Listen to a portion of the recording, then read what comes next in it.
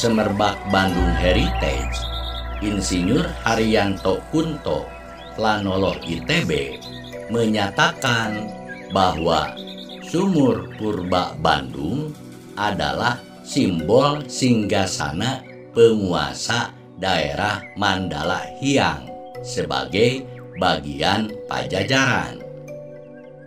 Oleh karena itu, Sumur Bandung peninggalan Nyimas Ratu Kentring Manik Mayang Sunda yang sekarang berada di dalam kantor PLN Distribusi Jawa Barat, tutup lubang atasnya seperti mahkota raja.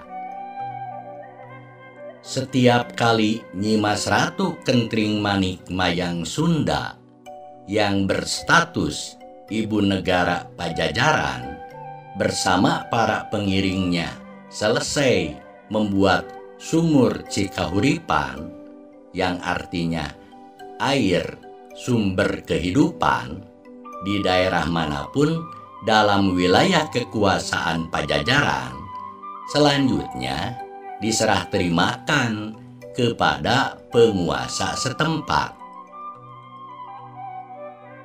Sekalipun tradisi penduduk Bandung yang terbiasa memakamkan jenazah keluarganya di halaman rumah terhapus dengan adanya instruksi pemerintah Hindia Belanda sejak tahun 1906. Namun, keberadaan Sumur Purba Bandung tidak dimusnahkan, bahkan sampai sekarang dipercaya masih memiliki makna spiritual. Barangkali pemerintah Hindia Belanda pun takut kualat.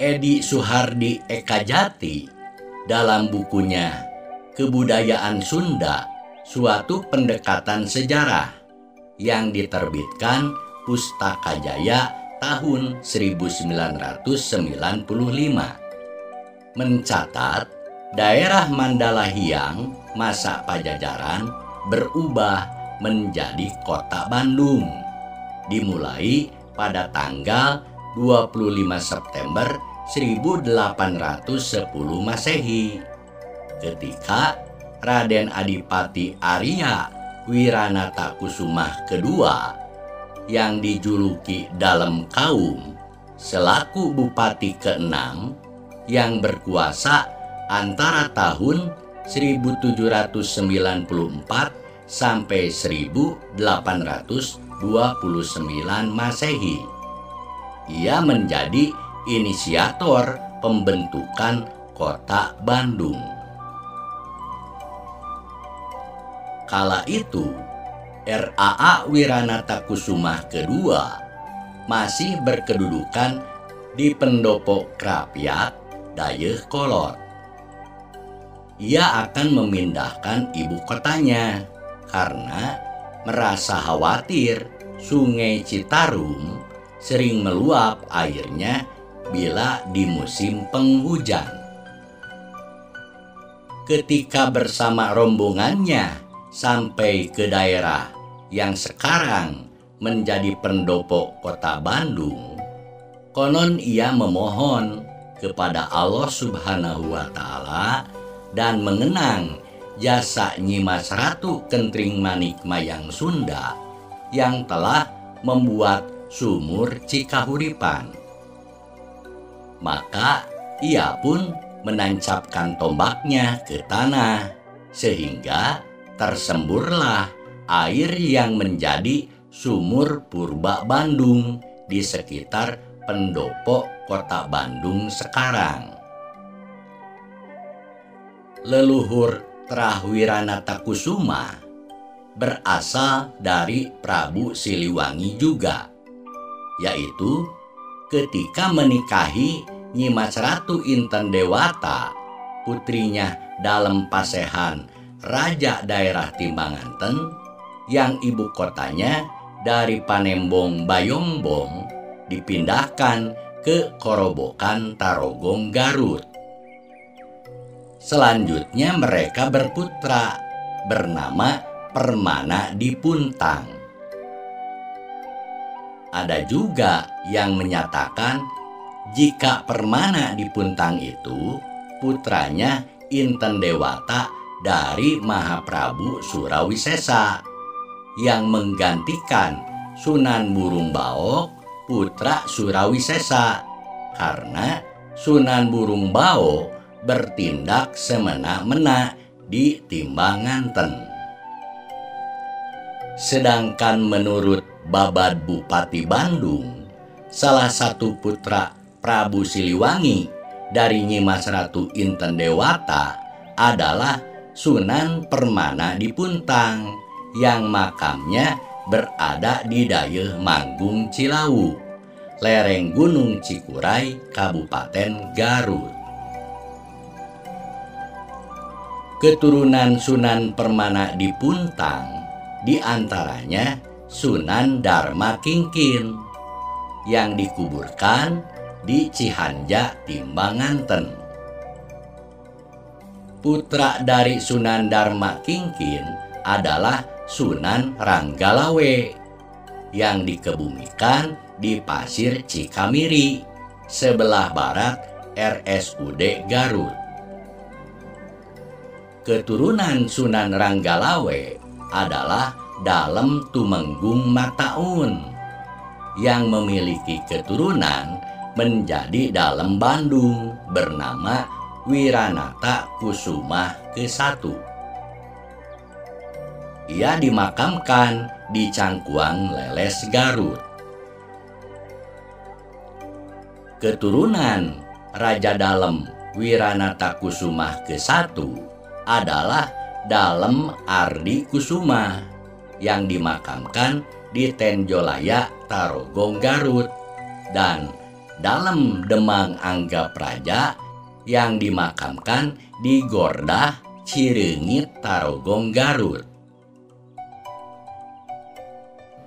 Dalem Demang Angga Praja adalah Bupati Bandung pertama masa kolonialisme yang memperoleh surat keputusan pengangkatan atau Besluit dari Gubernur Jenderal Hindia Belanda tertanggal 19 November tahun 1684.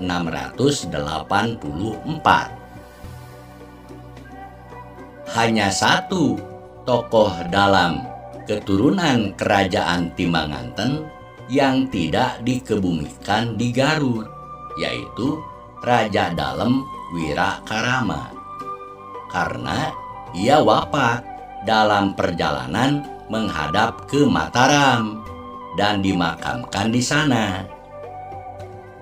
Ia kemudian digantikan oleh saudara kandungnya yang bernama Dalem Wirakusuma. Pada masa pemerintahan Hindia Belanda, Kota Bandung adalah sebuah gemeente, artinya setingkat kota praja di bawah Karsidenan Preanger Regenschappen yang nyaris menjadi Hoofdstad atau modal untuk menggantikan kedudukan Batavia. Pada dasarnya, gemeente didirikan untuk meningkatkan layanan bagi orang-orang Eropa yang tinggal di wilayah Bandung, dengan mayoritas anggota Dewan Kota adalah orang-orang Belanda. Elit pribumi di Bandung pada tahun 1906 yang menjadi anggota dewannya hanya 2 orang, yaitu R.A.A. Martanagara selaku Bupati Bandung dan Mas Rangga Tirtamaja selaku Wedana Ujung Berung Kulon. Kala itu, Bandung menjadi ibu kota wilayah Priangan yang terbagi menjadi 3 bagian, yaitu Kabupaten Cianjur dan Sukabumi merupakan Keresidenan Priangan Barat. Kabupaten Bandung dan Kabupaten Sumedang menjadi Priangan Tengah, sedangkan Kabupaten Garut, Tasikmalaya, dan Ciamis menjadi bagian Priangan Timur. Daerah Priangan dicirikan oleh pegunungan yang subur yang dimanfaatkan sejak kedatangan VOC menjadi perusahaan perkebunan, khususnya pohon karet, teh, kopi, dan kina yang tersebar di dataran tinggi. Memang dataran tinggi Priangan yang berhawa sejuk nyaman berpotensi dengan hasil bumi sejak zaman Pajajaran. Demikian pula dengan wilayah Cirebon, Kuningan, Majalengka, dan Indramayu yang berpotensi dengan kayu jati, perikanan, dan bahan sandang pangan lainnya. Juga wilayah Wahanten atau Banten yang berpotensi dengan biji besi, timah, serta hasil logam lainnya ditambah hasil bumi lada yang melimpah ruah. Hal inilah yang menggambarkan tercapainya kejayaan kemaharajaan Pajajaran, sehingga menarik minat bangsa lain untuk berdagang atau berniaga dengan Pajajaran. Perniagaan lewat perairan laut bangsa lain dengan Pajajaran, terutama di pelabuhan Sunda Kalapa, Teluk Banten, pelabuhan Cirebon, dan pelabuhan kecil lainnya, memang sudah lama terjalin. Pelabuhan Cirebon sejak masa Ki Gedeng Tapa, mertuanya Prabu Siliwangi, sampai Walang Sungsang, putra mahkota Prabu Siliwangi dari Nyimas Putri Subang Larang, adalah pelabuhan potensial Pajajaran atau Konfederasi Sunda Galuh Bersatu yang banyak dikunjungi para pedagang Nusantara dan bangsa asing. Pelabuhan Teluk Banten atau Wahanten Pesisir adalah pelabuhan internasional yang dikuasai Pangeran Surasowan selaku adiknya Pangeran Surawisesa, putra Prabu Siliwangi dari Nyimas Kentring Manik Mayang Sunda. Memang sudah banyak dikunjungi bangsa Arab, India, Cina, Inggris, Belanda, Spanyol, dan Portugis. Terlebih-lebih pelabuhan internasional Sunda Kalapa dan Pantai Karawang merupakan wilayahnya Kerajaan Muara Beres, yaitu kerajaan bagian kemaharajaan Pajajaran yang kekuasaannya dipegang oleh Pangeran Surawisesa selaku putra mahkota atau Prabu Anomnya Sri Baduga Maharaja Pajajaran dari Nyimas Kentring Manik Mayang Sunda, karena ia menjadi menantunya Prabu Mundingkawati, penguasa sebelumnya di kerajaan daerah Muara Beres.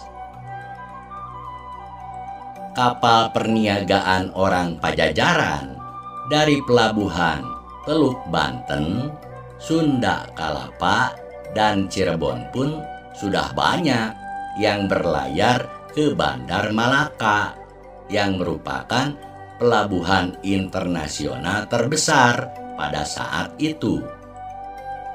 Karena perniagaan laut Pajajaran sudah banyak menjalin hubungan dengan para pedagang dari berbagai negara.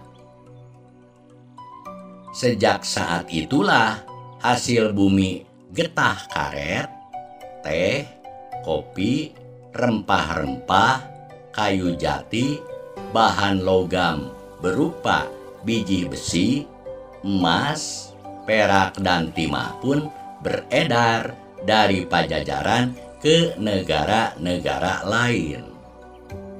Sebaliknya, barang-barang luar negeri pun banyak yang masuk ke Pajajaran, seperti bahan porselen, bahan pakaian, perkakas pertanian, dan perabot rumah tangga, serta barang-barang lainnya yang tidak diproduksi oleh orang Pajajaran. Menurut catatan Ibnu Battuta yang melakukan pelayaran menyisir pantai timur Sumatera, bahwa pelabuhan Malaka sebelum abad 13 Masehi belum muncul. Baru ada dalam catatan Tom Pires, penjelajah Portugis yang pernah tinggal di Malaka dari tahun 1512 hingga 1515 Masehi. Ia menyatakan bahwa pelabuhan Malaka muncul 100 tahun sebelum dikuasai Portugis. Pembangunan pelabuhan Malaka dilakukan oleh Parameswara, yaitu raja pelarian dari Tumasik atau Singapura sekarang, karena ia terdesak serangan dari armada Raja Pahang yang membalaskan kematian saudaranya karena telah dibunuh oleh Parameswara. Sejak itulah Raja Parameswara berkuasa di Bandar Malaka.